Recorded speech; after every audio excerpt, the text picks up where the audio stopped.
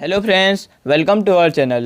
दोस्तों, आज की इस वीडियो में मैं आपको मिडिवल इंडियन हिस्ट्री यानी मध्यकालीन भारतीय इतिहास के बारे में बताऊंगा। और दोस्तों, मिडिवल इंडियन हिस्ट्री की ये फर्स्ट वीडियो है, तो इसमें हम मेनली अरब आक्रमणकारी मोहम्मद बिन कासिम के इंडिया पर हुए अटैक के बारे में जानेंगे। तो दोस्तों, वीडियो शुरू करने से पहले मैं आपको बताना चाहता हूँ कि हम एंशिएंट हिस्ट्री पर भी वीडियो बना चुके हैं, तो उन्हें भी आप देख सकते हैं। तो चलिए शुरू करते हैं। तो दोस्तों, अगर आप इंडिया के मैप को देखेंगे तो आपको इंडिया के पड़ोसी देश भी दिखेंगे, लेकिन मैप की बात मैं इसलिए यहाँ पर इसलिए कर रहा हूँ क्योंकि अगर आप इंडिया में एंशिएंट टाइम से लेकर आज तक जितने भी अटैक हुए हैं उन्हें देखेंगे तो आपको एक बात कॉमन मिलेगी, और वो कॉमन बात यह है कि आज तक भारत में जितने भी आक्रमण हुए हैं सभी नॉर्थ वेस्ट यानी इस वाले एरिया से हुए हैं। सबसे पहले सिकंदर ने, यानी जिसे हम अलेक्जेंडर भी कहते हैं, उसने इंडिया पर अटैक किया था 326 बीसी में। और देखिए, जो सिकंदर था वो भी इसी तरफ से आकर इंडिया में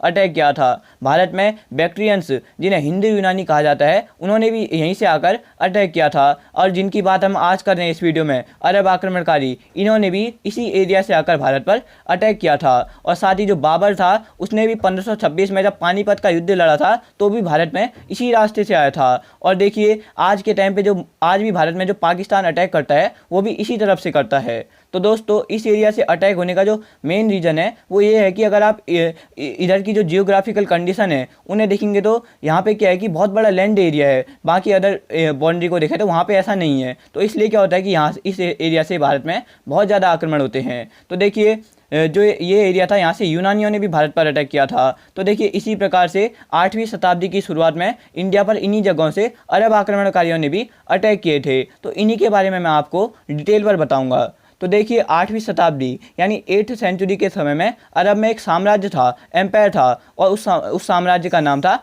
अब्बासी साम्राज्य। तो देखिए, जो ये अब्बासी साम्राज्य था, इसका जो एम्पायर होता था यानी जो शासक होता था उसे खलीफा कहते थे। और जो एक अब्बासी शासक थे, ये व्यापार को बहुत ज़्यादा अहमियत देते थे, बिजनेस को बहुत ज़्यादा अहमियत देते थे, और समुद्र के रास्ते ही अपना व्यापार करते थे, इस वाले एरिया से ही अपना व्यापार करते थे। तो देखिए, इसी समय यानी 8th सेंचुरी में अब्बासी साम्राज्य का जो शासक था, जिसे खलीफा कहते थे, उसने इंडिया में अटैक करने के लिए अपने भतीजे और दामाद मोहम्मद बिन कासिम को 712 एडी में इंडिया भेजा था। और उसने भारत में सिंध में यानी इस वाले एरिया में अटैक किया था। और यहाँ सिंध का जो उस समय शासक था वो दाहिर था, और उसने दाहिर को इस युद्ध में हरा भी दिया, और इस सिंध पर उसने अपना कब्जा भी कर लिया था। और जिसके बाद उसने लगभग 10 सालों तक सिंध पर शासन भी किया था।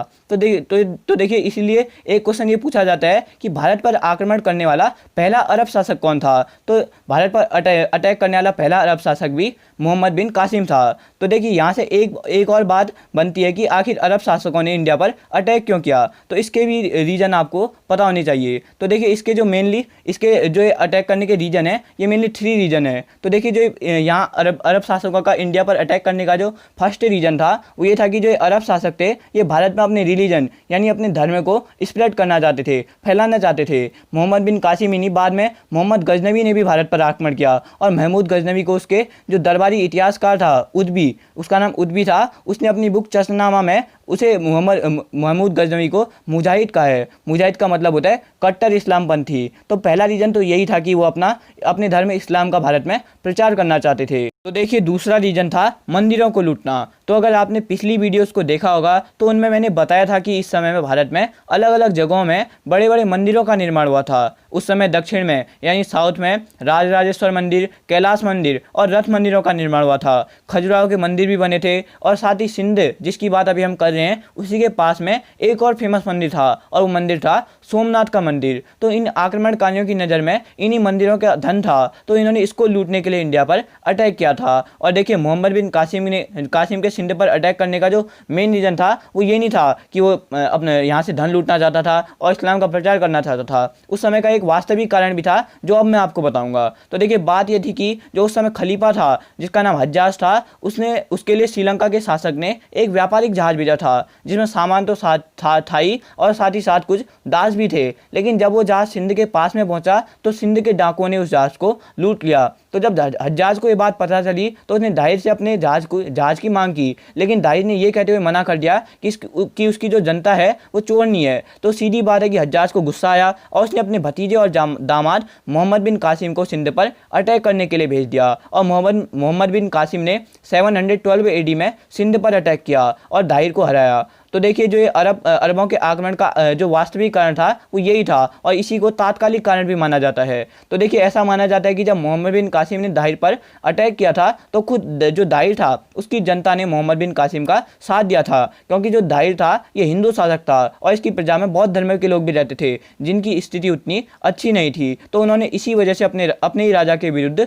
युद्ध किया था और दाहिर की पराजय हुई। तो देखिए अरबों का जो ये इनकर्जन था यानी कि जो आक्रमण था इसके बारे में जितनी भी इंफॉर्मेशन है वो उद्बी जिसके बारे में मैंने अभी आपको बताया भी था, जो कि महमूद गजनवी का दरबारी इतिहासकार था, उसकी बुक से मिलती है और उसकी बुक का नाम था चशनामा। तो देखिए जब मोहम्मद बिन कासिम ने सिंध को जीतकर वहाँ लगभग 10 सालों तक शासन किया और इस दौरान उसने सिंध वासियों से जजिया नाम का एक पहली बार कर भी लिया था, लेकिन जो ये जजिया कर था ये विधवाओं को, विकलांगों को और ब्राह्मणों को नहीं देना होता था। लेकिन बाद में फिरोज शाह तुगलक ने ब्राह्मणों पर भी जजिया कर लगाया था और बाद में तो जो ये जजिया कर था ये गैर मुस्लिमों के लिए ही होता, गैर मुस्लिमों से ही लिया जाता था और फिर बाद में अकबर ने इस जजिया कर को समाप्त भी कर दिया था। तो देखिए जजिया कर से रिलेटेड क्वेश्चन भी एग्जाम में पूछे जाते हैं। तो देखिए भारत के लोगों को हिंदू भी सबसे पहले अरबों ने ही कहा था और अरबों के भारत पर आक्रमण के बाद वो यहाँ से बहुत सारी बुक्स भी ले गए थे जिनमें ब्रह्मगुप्त द्वारा लिखी गई ब्रह्म सिद्धांत और खंड खाद्य फेमस है। और जो अल फजारी नाम का एक विद्वान था उसने इन बुक्स को